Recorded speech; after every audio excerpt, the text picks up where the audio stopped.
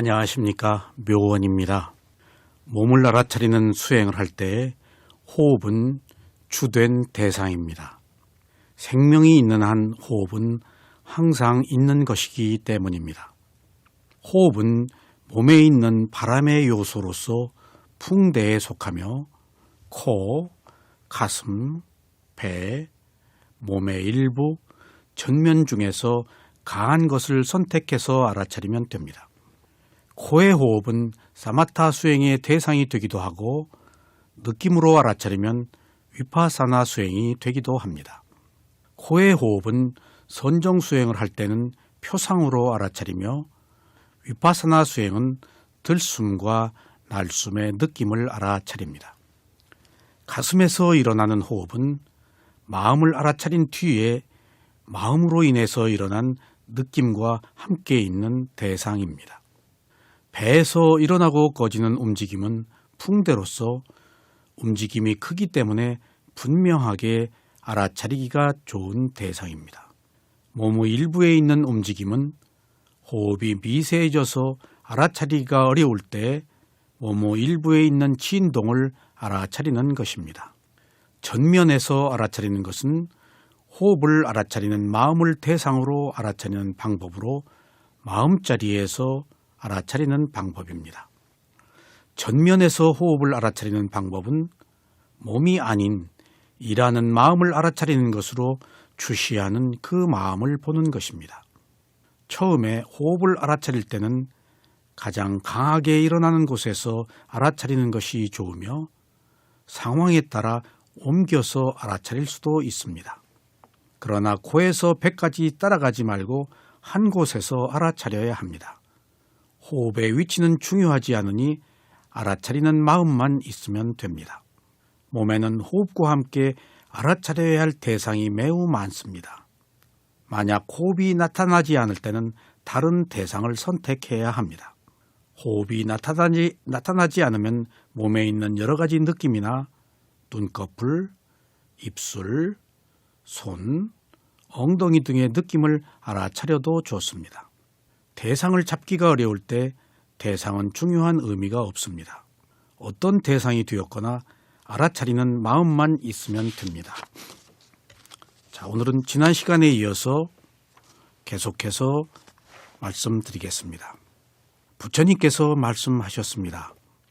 모든 형성된 것들이 무상하다고 지혜로 볼 때 그 고통에 대하여 혐오하게 된다.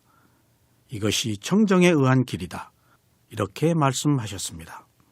즉, 조건 지어지고 만들어진 모든 것들은 영원하지 못합니다. 이러한 사실을 위파사나 지혜를 통해서 이해할 때 수행자의 마음에는 끊임없이 일어나고 사라지는 오온이 고통일 뿐이라고 아는 완전한 혐오가 일어납니다. 그는 더 이상 오온에 대해 갈망하지 않으며 다음 생에 대한 욕망의 불꽃을 지피지 않습니다. 이러한 때 그가 열반으로 가는 입구에 서 있다고 말할 수가 있습니다. 부처님께서는 계속 말씀하셨습니다. 실로 형성된 것들은 무상하고 일어나고 사라지는 성질을 가지고 있다. 그들은 일어났다가 곧 소멸한다. 그들의 소멸이 행복이다. 누구나 몸과 마음을 가지고 있는 한 번뇌가 있기 때문에 몸과 마음이 소멸하는 열반을 지고의 행복이라고 합니다. 존재한다는 것은 오온을 가졌다는 것이고 오온은 그 자체가 괴로움입니다. 그래서 괴로움의 번뇌가 소멸하는 것을 행복이라고 말합니다. 이때의 소멸은 열반이고 이때의 행복이 열반입니다. 열반은 원인과 결과가 없고 번뇌가 끊어진 자리라서 지고의 행복으로 불립니다. 그래서 출세간의 최고의 지위로 일컫습니다. 그러나 감각적 욕망을 대상으로 하는 세속의 정신적 상태에서는 출세간의 열반의 상태를 도저히 상상하거나 이해할 수가 없습니다. 앞서서 부처님께서 하신 말씀 중에 실로 형성된 것들은 무상하고 일어나고 사라지는 성질을 가지고 있다고 하신 첫 번째 구절은 조건 지어지고 만들어진 모든 것들이 영원하지 못하다는 것을 의미합니다. 그들 속에는 일어남과 사라짐이 내재되어 있습니다. 다음에 그들은 일어났다가 곧 소멸한다는 두 번째 구절은 모든 대상에는 오직 일어남과 사라짐이 있을 뿐이라는 뜻입니다. 그리고 마지막에 그들의 소멸이 행복이다라는 세 번째 구절은 일어남 뒤에 사라짐이 있으며 일어남과 사라짐, 즉 고통의 멈춤과 소멸은 열반의 축복을 의미합니다. 이제 수행자는 잘 알려진 이 두 개의 빨리어 개송을 단지 부처님을 경배하려는 의도로만 암송해서는 안 됩니다. 이 두 개송은 우리가 위파사나 수행을 할 때 알아차려야 할 기준이라고 분명하게 알아야 하겠습니다. 염초경의 어느 부분에서나 사념초의 가장 중요한 기준이 되는 아래 구절을 볼 수가 있습니다. 일어나는 법을 알아차리면서 지낸다. 사라지는 법을 알아차리면서 지낸다. 일어나고 사라지는 법을 알아차리면서 지낸다. 이것은 수행자는 일어남과 사라짐만을 지속적으로 알아차려야 한다는 것을 말합니다.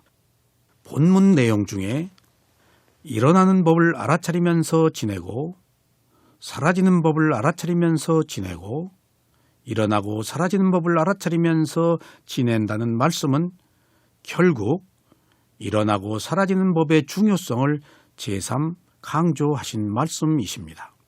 그러나 여기서 단순하게 일어나고 사라지는 것을 알아차리라는 말의 뜻만 있는 것이 아닙니다. 부처님께서는 일어나고 사라지는 것의 중요성을 강조하심과 더불어 일어나고 사라지는 무상의 지혜에 이르는 수행의 과정까지 설명하신 것입니다. 수행자가 처음부터 태상을 완전하게 알아차리기는 어렵습니다. 그래서 처음에는 대상의 마음을 머물게 하는 시간을 최대한으로 줄여서 단순하게 하여 단지 일어남 하나만을 알아차리게 하신 것입니다. 일어남과 사라짐이 하나의 작은 완성이라면 처음에는 일어남 하나만 알아차리게 하여 수행자의 근기가 자랄 수 있도록 하신 것입니다. 이렇게 일어남 하나만 알아차리다 보면 약간의 집중력이 생기고 이 집중의 힘으로 자연스럽게 사라짐까지 알아차리는 것이 좋습니다. 마음은 조금만 힘들어도 실증을 내고 달아나기 때문에 처음 수행을 할 때는 쉽게 하는 것이 좋습니다. 그래서 어느 정도 집중력이 생기면 일어남과 사라짐을 모두 알아차리게 됩니다. 첫 번째 단계의 일어남과 두 번째 단계의 사라짐이 결합되면 자연스럽게 일어나고 사라지는 무상의 법을 볼 수가 있습니다. 그러나 일어나고 사라지는 것을 알아차린다고 해서 이것을 모두 무상으로 아는 것은 아닙니다. 지속적으로 일어나고 사라지는 현상을 주의 깊게 지켜보면 차츰 일어나고 사라지는 것이 무상이라는 지혜로 발전하게 됩니다. 그래서 수행자는 자연스럽게 지혜가 성숙될 때까지 지속적으로 알아차려야 합니다. 여기에는 다른 특별한 방법이 결코 없습니다. 오직 단순하고 지속적으로 알아차리는 길밖에 다른 것이 없습니다. 현재 한국명상원에서 경행을 할 때 부처님의 이 가르침을 적용하고 있습니다. 저희 명상원에서는 경행을 시작할 때 처음에는 일어남 하나만을 알아차립니다.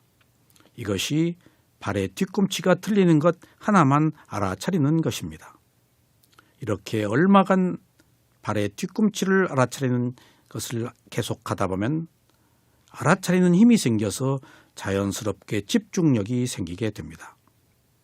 이런 상태가 되면 이제는 사라짐을 알아차립니다. 처음에는 발의 뒤꿈치가 틀리는 것만 알아차리다가 두 번째 단계에서는 발이 바닥에 닿는 것만 알아차립니다. 그래서 일어남과 사라짐을 절반씩 나누어서 알아차립니다. 그런 뒤에 좀 더 집중력이 생기면 세 번째 단계에서 일어남과 사라짐을 한꺼번에 모두 알아차립니다. 다시 말하면 뒤꿈치가 들리는 것부터 바닥에 닿는 것까지 움직임의 전부를 알아차리는 것입니다. 이런 과정을 거쳐 단계적인 집중을 하면 좀 더 용이하게 알아차릴 수가 있으며 집중이 계속될 수 있습니다. 그러나 이러한 방편도 자신이 하려고 하는 의지와 노력 여하에 따라 결과가 달라집니다. 아무리 좋은 방편이 있어도 본인이 진지하게 받아들여서 노력하지 않으면 아무 소용이 없습니다. 그래서 방편도 원하는 자의 것이지 원하지 않는 자에게는 아무 소용이 없습니다. 이제 수행자는 위파사나 수행 중에 일어남과 사라짐이라는 기준을 보는 것이 얼마나 중요하고 핵심적이며 기묘한 것인지 분명히 알 수 있을 것입니다. 일어남과 사라짐에 대한 이해 없이 보내는 100년보다 일어남과 사라짐의 통찰을 지혜를 얻은 단 하루의 공덕이 높습니다.